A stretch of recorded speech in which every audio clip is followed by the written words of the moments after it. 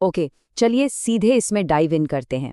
आज हम 28 अप्रैल 2026 के उस वॉलेटाइल ट्रेडिंग सेशन का एक क्विक एक्सप्लेनर देखने वाले हैं जिसने पूरे मार्केट में हलचल मचा दी थी। इसमें स्ट्रिक्टली नंबर्स, ट्रेंड्स और इनके पीछे के एक्चुअल मैक्रो रीजंस पर फोकस रहेगा। देखिए, ये दिन कोई नॉर्मल ट्रेडिंग डे तो बिल्कुल नहीं था। भारी उतार चढ़ाव के बाद आखिरकार क्लोजिंग लाल निशान यानी रेड जोन में हुई। तो आइए देखते हैं कि डेटा हमें क्या कहानी बता रहा है। सबसे पहले इस स्पेसिफिक नंबर पर गौर करते हैं जो अपने आप में एक बहुत बड़ी कहानी बयान करता है। 23,995.70।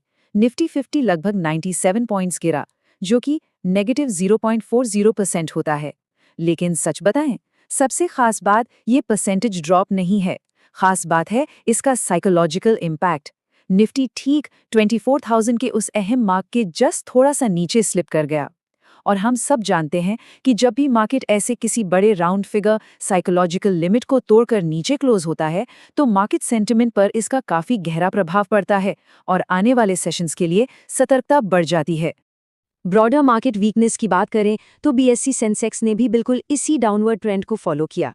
एकदम क्रिस्प तरीके से देखें तो सेंसेक्स 41 पॉइंट्स यानी करीब 0.54% शेड करके 76,886 पर क्लोज हुआ।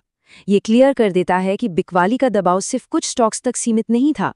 एक ही दिन में इन दोनों मेजर इंडिसेस का इस तरह से गिरना ये दर्शाता है कि बेचैनी कितनी व्यापक थी और पूरे मार्केट लैंडस्केप में फैली हुई थी।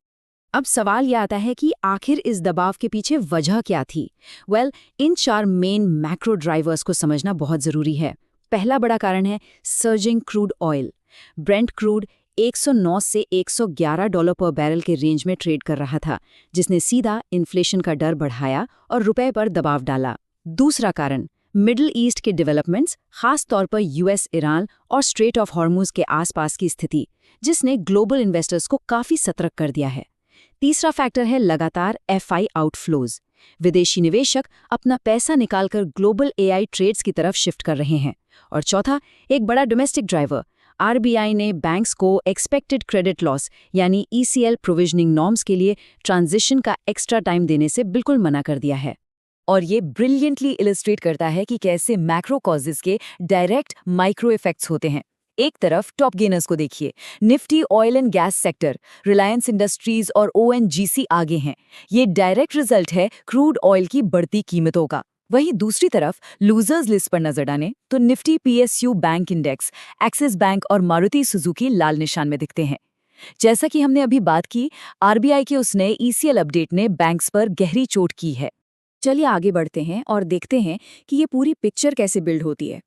इस भारी दबाव के बीच भी कुछ सेक्टर्स ने बहुत अच्छी रेजिलियंस दिखाई। एफएमसीजी, आईटी और मेटल सेक्टर्स ने भारती एयरटेल, अदानी एंटरप्राइजेज और टेक महिंद्रा जैसे स्टॉक्स के साथ मिलकर मार्केट को गिरने से बचाने की पूरी कोशिश की। लेकिन इसके उलट निफ्टी बैंक और निफ्टी ऑटो जैसे इंडिसेस और आईसीआईसीआई बैंक, एसबीआई तथा एचसीएल टेक जैसे हैवी वेट्स का ड्रैग इतना स्ट्रांग था कि उन्होंने आखिरकार ब्रॉडर मार्केट को नीचे की तरफ ही धकेल दिया। तो इन सभी आंकड़ों को समझने के बाद एक बहुत ही अहम और फॉरवर्ड लुकिंग सवाल सामने आता है। क्या ग्लोबल एआई मोमेंटम और जियोपॉलिटिकल टेंशंस विदेशी निवेशकों को आगे भी हमारे घरेलू बाजारों से दूर खींचते रहेंगे? आज के डेटा से ये बिल्कुल साफ है कि ग्लोबल इवेंट्स और नई एआई टेक्नोलॉजी का आकर्षण कैपिटल फ्लो को तेजी से बदल रहा है। आने वाले दिनों में मार्केट की लंबी अवधि की दिशा यही फैक्टर्स तय करेंगे। इस एक्सप्लेनर में फिलहाल इतना ही। इस नए ट्रेंड पर ध्यान बनाए रखना बहुत जरूरी है।